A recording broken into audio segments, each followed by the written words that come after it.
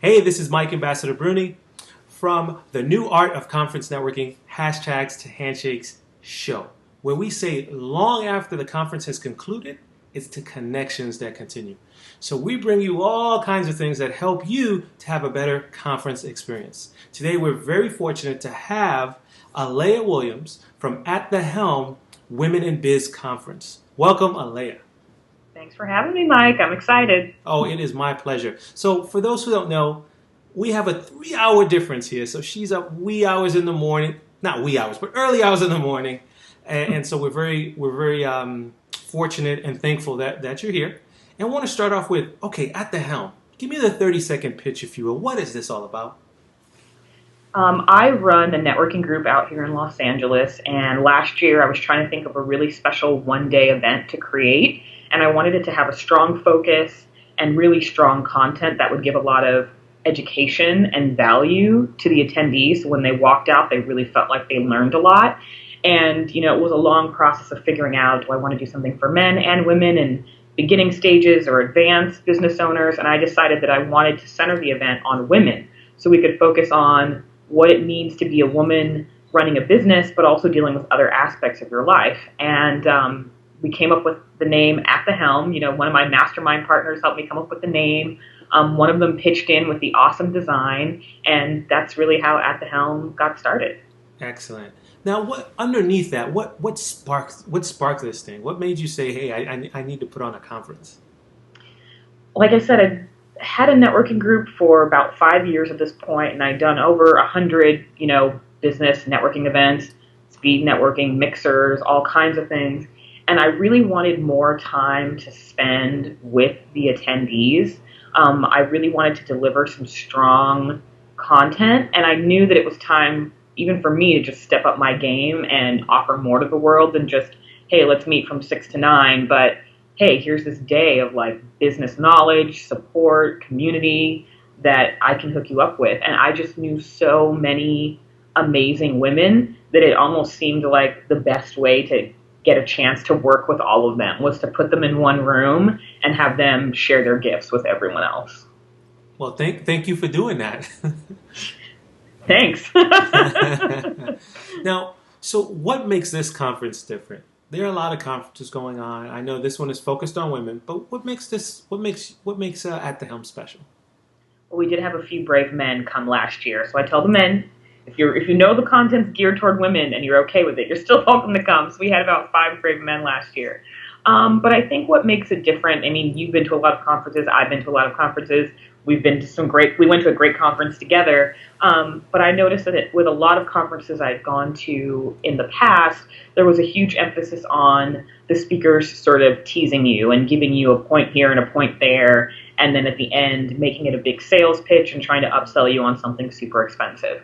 And I don't think there's anything wrong with people making money, and we're all in business and we're all trying to make money and be successful, but I don't know about my attendees, but I had gone to so many events where I felt like, okay, I was here for 8 hours and all I did was get sold to all day. And so I wanted to create a different experience where people could walk away from the day, not spend any other money, but feel like they learned a whole lot. And the truth of the matter is, most of the attendees joined the speakers mailing list, followed them on Twitter, hooked up with them on Facebook, really stayed connected. Some of them did business with those women, and that's what you want to come out of it. And I think the sales pitches steal from that sort of organic relationship a little bit.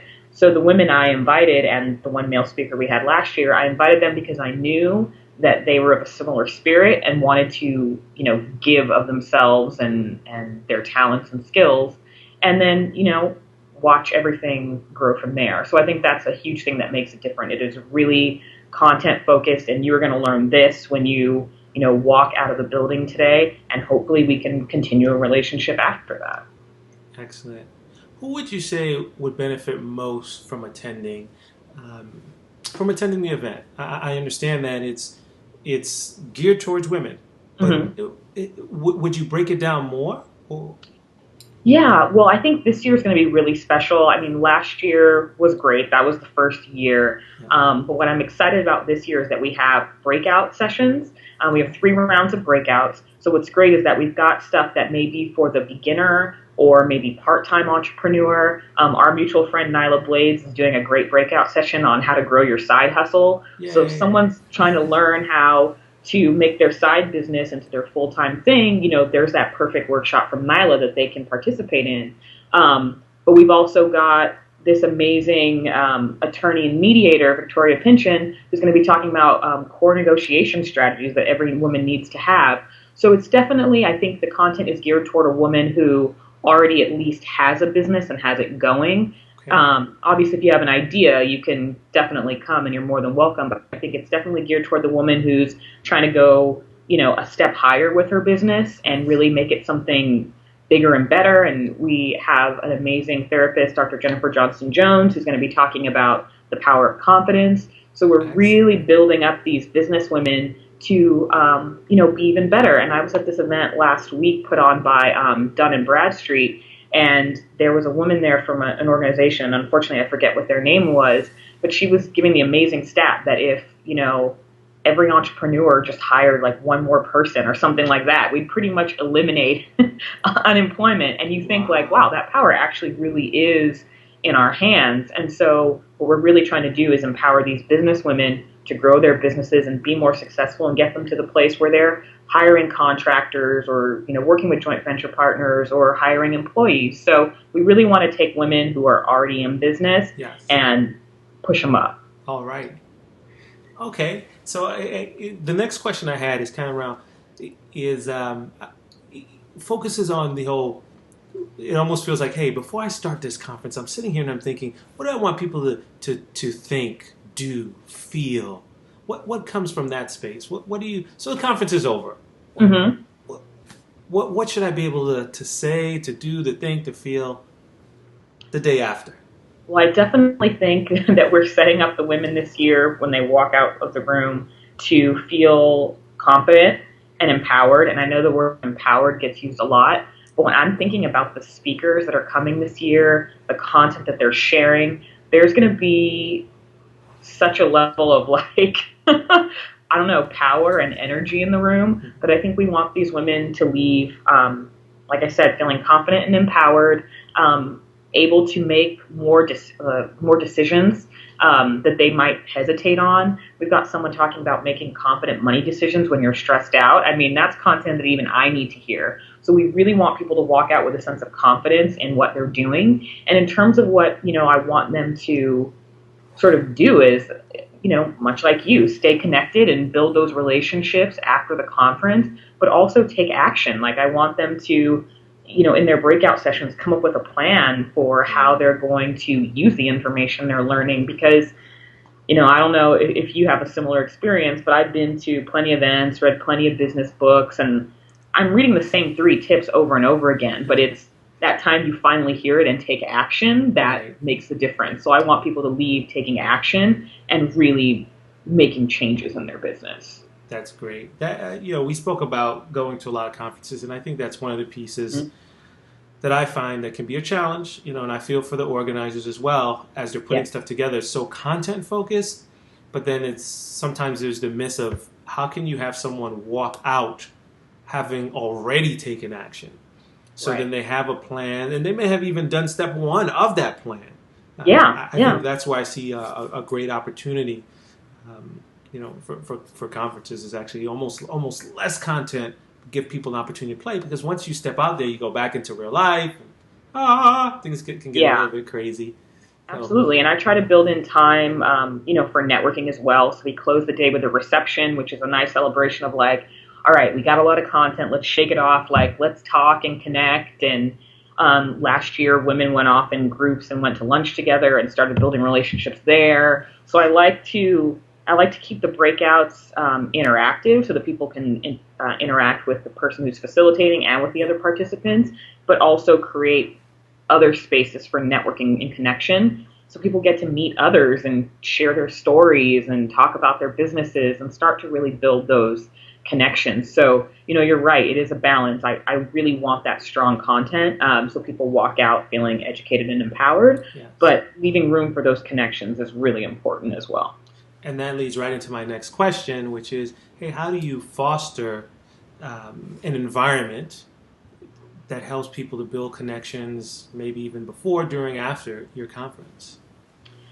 Well, before, I like to get everyone's Twitter handle when they register. And, people can do Facebook pages too, but I'm more of a Twitter person. Yes. So I like to follow all the attendees, thank them for coming, check out what their business is, start introducing them to people who may be, offering complimentary services and be like, can't wait to see you both. You should connect.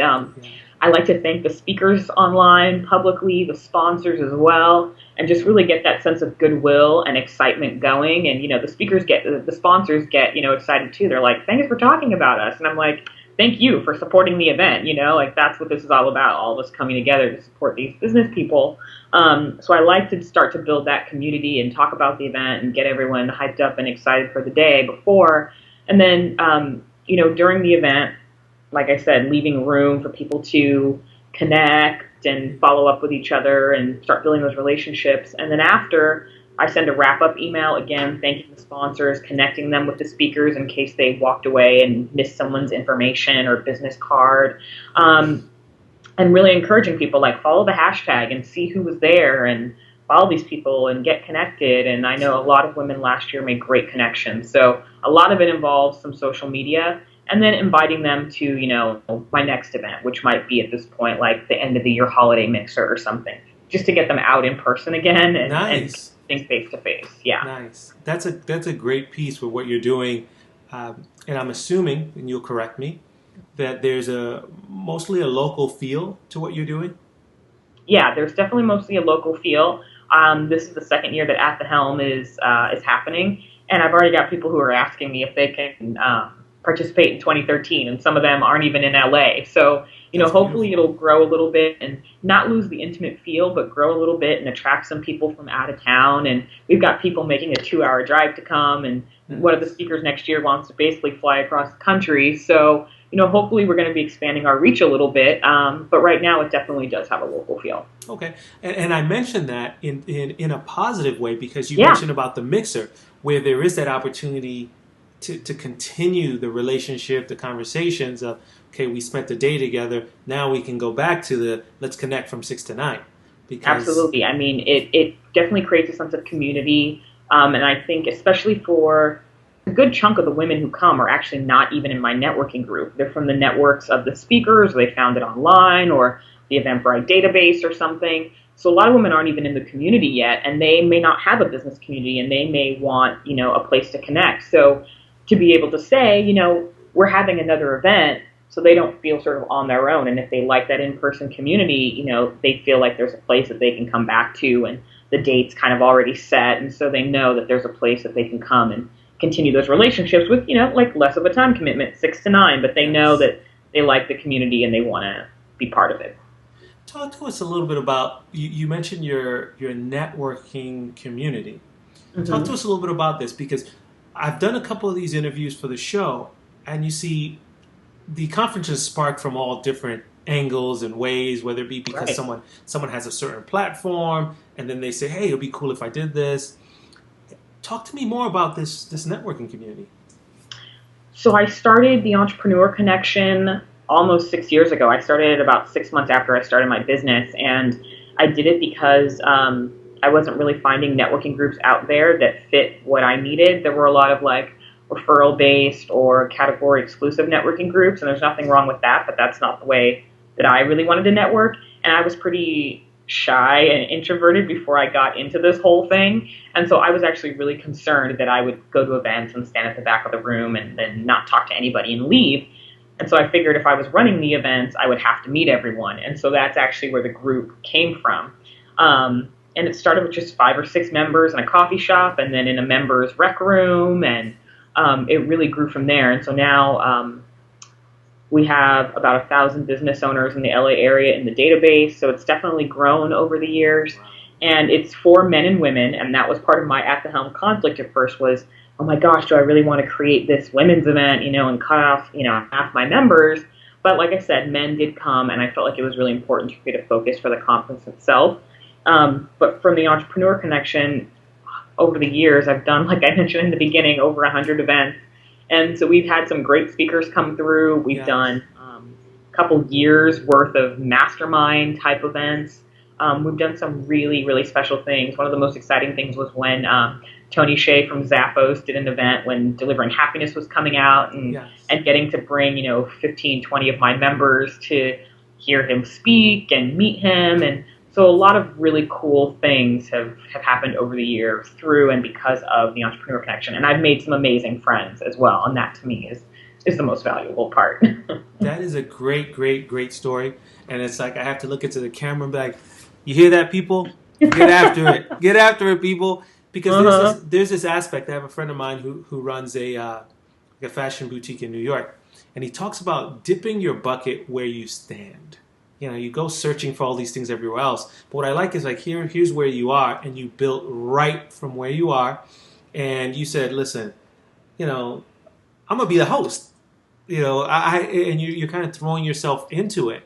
You saw that, hey, if I keep going this way, it's probably not going to work out for me. So I decided to be the host, and we love that. We love that at the New Art of Conference Networking. So thank you for sharing that. No problem. Thank you for sharing that. So really, lastly, the question I want to ask is, how can the people find out more about you, the networking, the upcoming event? Where can we find you? This is time for you to plug. Well, I'll start with the event. The easiest thing to do is head to the event website. It's athwomen.com. So short for At the Helm, but athwomen.com. So there you'll find the basic info, the speaker bios. You can check out like all the super fabulous people that are talking. I'm so excited for this day. Like, I just want to consume all the content. At this point, I'm not even speaking at the event. And I'm like, yes, I get to watch everything. And then you'll get to check out like a rough description of the program and what's going on, what the sessions are. And then you'll have an opportunity to buy tickets. And so if you use my name, Alaia, Alaia, 20% off the ticket price. We want you there, especially if you're a friend of Mike or you're watching this video. We definitely want you to come join us at the event. To find me, you can just either Google my name or go to oneorganizedbusiness.com, spelled out oneorganizedbusiness.com. And you'll find all my social media links. You can connect with me anywhere. Twitter is my favorite, but I'm on Facebook, Pinterest, Google+, LinkedIn, all that good stuff too. So you can find me there. Excellent. Well, we definitely appreciate you taking the time to connect with us. I'll make sure as I edit the video, I'll put all those things in the show notes so it'll be easy for people to connect with you, find information about At the Helm, the upcoming conference. So thank you once again for taking the time to be with us. Thanks for having me, Mike. I really appreciate it. My pleasure.